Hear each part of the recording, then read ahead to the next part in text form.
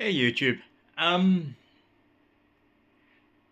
haven't done cooking videos since June, July, for a reason. I've had several lined up, but I just haven't got around. I thought I'd put in schedule them, and they haven't been going. And my notifications had changed from comments available to never showing you any notifications. Fix that now. Thing is, I'm not going to upload them, or I might still. What the problem is that I've recently been diagnosed with type 2 diabetes. So I have changed my diet quite a lot to deal with this. Oh, the puppy's got into the... So my diet has changed. So I'm not eating as much. I still plan to go through the cookbooks. I'm just vaguely working out diabetic friendly versions, or working out the portion control to control the diet thing. Anyway, point of the video. Recently I have started doing historical cooking further back than the 1900s and the 1800s. What I've done is I've gone into the National Library of Scotland's archives, the digital archives, and started looking at any recipe books we've got for the 1600s, 1700s, 1800s, etc. And there's quite a few. And I want to see if we can bring them back. If there's recipes in there that are worth keeping, and we can bring them back. But it's taking time. Because, well, there's mainly two reasons why. No, three reasons why. One, cursive. So called appropriately, because you're going to curse when trying to read 16th century cursive. The handwriting is atrocious, usually. As well as a bad, faint scans and stuff. It's really hard to read some of these things. So that's a part of it. Trying to translate the cursive. On top of the cursive, you have the spelling. A lot of these people would spell words in... they spell them as they hear them.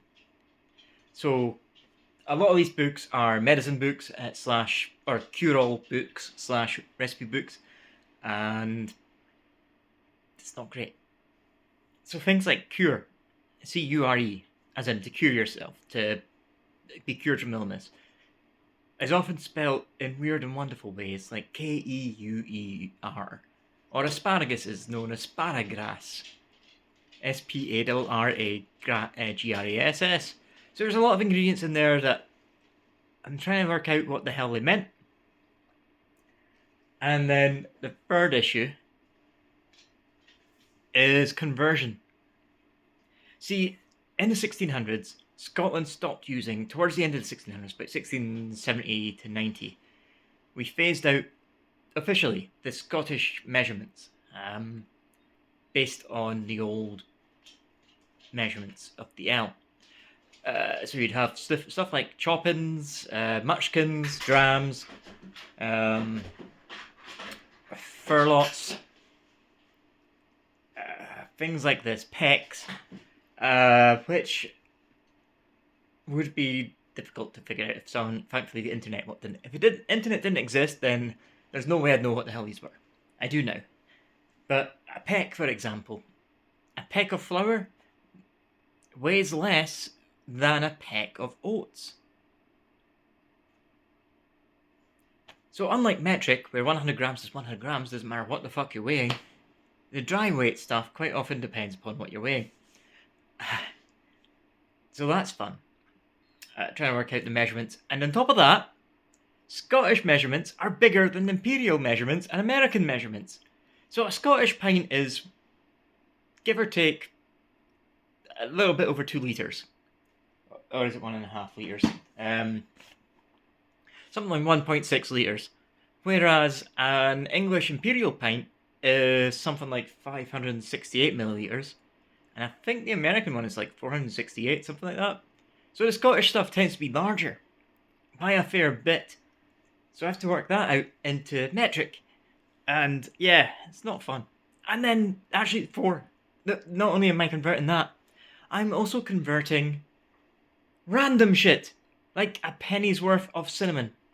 How much is that? I don't know. I'm not there at that specific date and time. I don't know how much a penny gets you a cinnamon in the 1659. So I'm having to work out that and make sure it's delicately spiced. The point of this rant is that I am going to come back. I'm just wondering if you'd be interested in me videoing the process of trying to work out all this. Because I've done a few, and I've got an official recipe book set aside for the ones I want to save. So, for example, I have little biscuits from 1659. Thank you, Ronnie, for doing this while I'm recording. Which is just, you know, a cookie. You guys would call it a cookie over there in the States.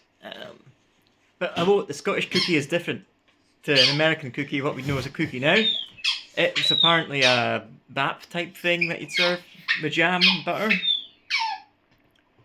Ronnie, your timing, impeccable. But this is just a simple hardtack biscuit, but it's flavoured with rosewater and coriander seeds, which is common in the 1600s. So, in the 1600s, coriander seeds and caraway seeds were used to flavour things, as well as rosewater. Rosewater was practically in everything. And this starts to phase out into the 1700s.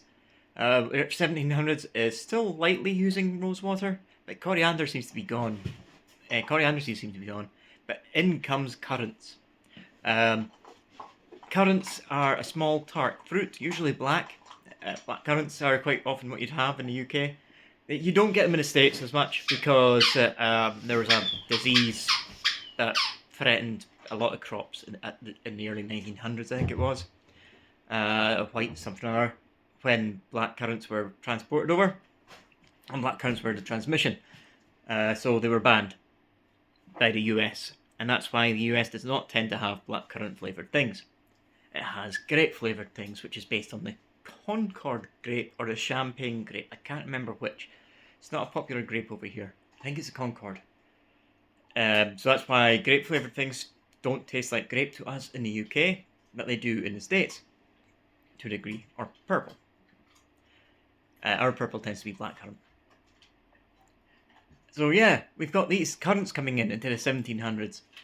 And then by the 1800s, we start to see taste change again. And I want to document this, or at least see what is worth keeping. So Little Biscuits from 1659, they are amazingly nice. Rice pudding, that was quite a nice one. That was actually meant to be a rice tart, but didn't work as a tart. Egg pie. Almond pudding. So if you want me to go over these, like there's sausage recipes and all sorts. If you want me to do this, let me know. Comment below. I've set it so I can actually read the comments now. See you later. Bye.